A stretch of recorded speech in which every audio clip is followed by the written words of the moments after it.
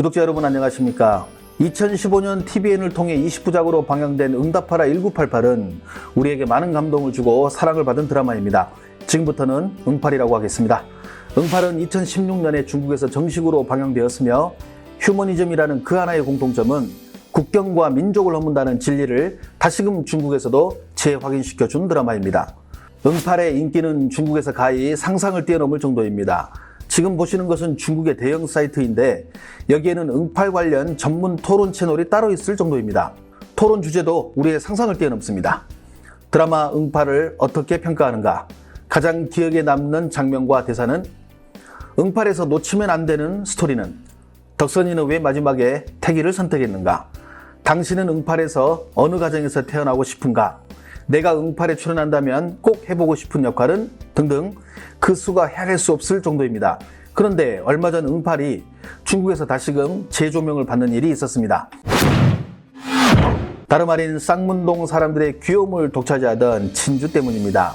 선우의 여동생으로 등장했던 진주 역할은 배우 김설량이 연기했는데 당시 4살이었던 진주가 벌써 9살이 됐다는 이 소식은 몇 장의 사진과 함께 웨이보에 올라왔으며 이 글에 대한 조회수가 무려 4억 4천만 뷰에 이르니 중국인들의 응팔 사랑이 어느 정도인지 감이 오시리라 봅니다.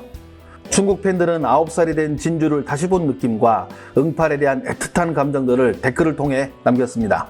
아이고 진주야, 사랑스러운 진주, 사탕도 좋아하는 진주, 응팔 또 보고 싶네요. 변한 게 하나도 없네. 그냥 어린 시절 진주가 긴 가발머리 쓰고 있는 것 같네요. 맞네요. 얼굴도 그대로네요.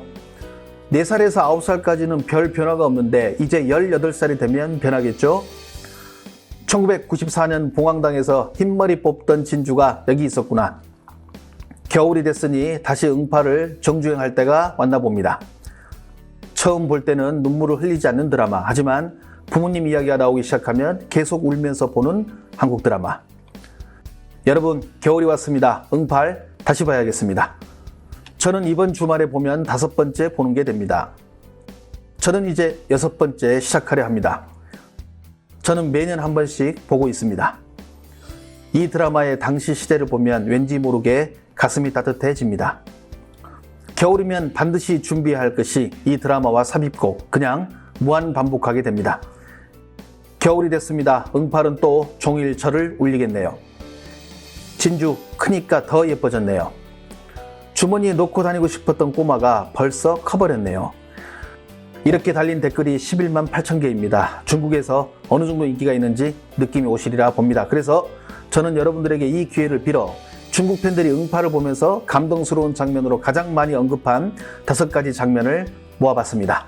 지금부터 이 5가지 장면과 반응들을 간단하게 여러분들에게 소개하고자 합니다. 이런 주제에까지 악플을 달 이유는 없다고 믿고 싶습니다. 첫 번째 장면은 덕선이 아버지 성동일 씨 모친상 장면입니다. 성동일 씨는 이 장면에서 무엇이 급해서 이리 빨리 떠났느냐, 이제 엄마 없으면 어떻게 사느냐며 오열해 우리들의 눈물샘을 자극했습니다.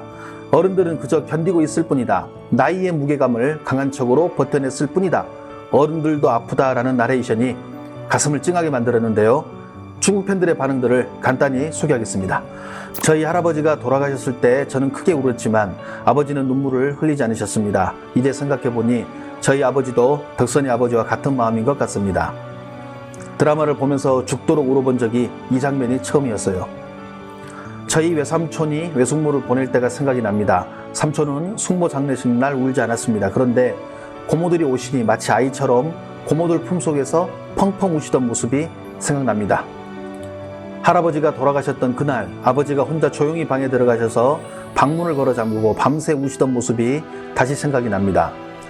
할머니가 돌아가신 날 아빠와 고모가 전혀 힘들어하는 모습을 보이지 않으셨을 때 저는 정말 이해가 되지 않았습니다. 하지만 지금 보니 그게 바로 어른들이 참는 모습이더군요. 저희 할아버지가 오늘 돌아가셨습니다. 하지만 아버지는 울지 않으십니다. 큰아버지가 아직 안 오셔서 그런 것 같아요. 평소 무슨 한국 드라마를 보느냐고 큰소리치는 저였지만 이 드라마를 보고 남자로 태어나 그렇게 크게 울어본 적이 처음이었습니다. 매 편마다 눈물을 짓게 만드네요. 정말 저는 이 드라마를 사랑합니다. 외할머니가 돌아가셨을 때 엄마가 제 곁에서 우시면서 이런 말을 하셨어요. 나는 이제 엄마가 없어. 어떡하지? 두 번째 장면은 사법고시 준비를 위해 홀로 고시원으로 떠나는 큰딸 보라를 위해 아빠가 각종 비상약과 용돈을 주는 장면입니다. 실제로 보라 역을 맡았던 유해영 씨는 이 장면을 찍을 때 대사를 말하지 못할 정도로 눈물을 흘렸다고 합니다. 중국 팬들도 이 장면을 가장 감동적인 장면 중에 하나로 꼽았습니다. 응팔은 매번 볼 때마다 눈물이 납니다. 특히 보라 아버지의 대사 중에 나도 아빠가 처음이야 라고 하는 말은 듣는 순간마다 눈물이 나네요. 그러고 보면 보라가 철이 든 것 같아요. 원래는 법을 공부하고 싶었지만 가난한 집안 형편 때문에 등록금을 지원받을 수 있는 사범대에 간 거잖아요. 이제서야 고시원으로 공부하러 가는군요. 외할머니는 제가 꼭 놀러 오면 너무 멀리 떨어져 살아서 너를 보는 것이 쉽지가 않아. 일주일에 적어도 한 번은 내 얼굴을 보고 싶다고 말씀하셨는데 저 장면을 보니 갑자기 눈물이 납니다. 저는 극 중 모든 인물들을 좋아합니다. 처음 봤을 때는 사랑을 알았고, 두 번째 봤을 때는 혈육의 정을 알았고, 세 번째 봤을 때는 이웃의 정을 알게 됐습니다. 제 인생관을 바뀌게 만든 드라마입니다. 볼 때마다 눈물 나는 장면입니다. 저희 아빠는 인터넷을 못 하십니다. 그래서 매번 제가 집에 갈 때마다 덕선이 아버지처럼 저렇게 돈을 주머니에 찔러 주십니다. 처음 이 장면을 봤을 때 얼마나 울었는지 모릅니다. 아빠가 주머니에서 돈을 빼는 저 장면을 보면 왜 눈물이 날까요? 이 장면을 다시 볼 용기가 안 납니다. 세 번째 장면은 시어머니로부터 집을 뺏길 위기에 처했던 선우 엄마가 전화기 너머로 들린 친정엄마의 목소리를 듣고 수화기를 틀어막은 채 눈물을 흘리는 장면입니다. 신이 모든 곳에 있을 수 없어 엄마를 만들었다고 한다. 엄마의 나이가 되어서도 엄마는 여전히 나의 소신이며 여전히 엄마는 부르는 것만으로도 가슴이 메이는 이름이다. 엄마는 여전히 힘이 세다라는 나레이션이 인상 깊었던 장면입니다. 중국 팬들은 이 장면에 다음과 같이 글을 남겼습니다. 엄마는 왜 부르기만 해도 목이 메어 아무 말도 안 나올까요? 가끔 부모님이 안 계시는 생각을 해봅니다. 그러면 저도 모르게 눈물이 나옵니다. 저는 정말 그런 날이 올까 겁이 납니다.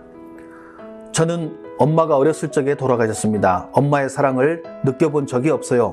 제가 만약 엄마가 되면 우리 아이에게는 엄마의 사랑을 꼭 느끼게 해주고 싶습니다. 자식이 아무리 나이가 먹어도 엄마한테는 그저 아이일 뿐입니다. 엄마 목소리만 들어도 그냥 울컥해지잖아요. 아버지가 2년 전에 폐암으로 돌아가셨습니다. 저는 이 장면을 보면 돌아가신 아버지가 보고 싶어집니다. 여러분, 부모님과 같이 있는 시간을 정말 소중히 여기시길 바랍니다. 네 번째 장면은 선우 보라의 결혼식 후 배웅 장면입니다. 보라가 아빠에게 쓴 편지 중에 아빠 미안한데 다음 생에도 아빠 딸 할게 라는 대사를 가장 감동적인 장면 중에 하나로 꼽았습니다. 매번 볼 때마다 눈물이 나는데 도대체 어디서 이렇게 눈물이 나오는지 모르겠어요. 보라 결혼식 날 제가 왜 울고 있을까요? 처음 이 장면을 볼 때 한편으론 울고 한편으론 우리 언니 시집 늦게 가달라고 기도했어요. 이 장면을 볼 때마다 너무 울어서 머리가 아파요. 응팔은 영상이 아닌 사진만 봐도 눈물이 납니다. 세상에서 가장 소중한 정은 부모가 자식들을 사랑하고 존중하고 자녀는 부모를 이해하는 것이 아닐까요?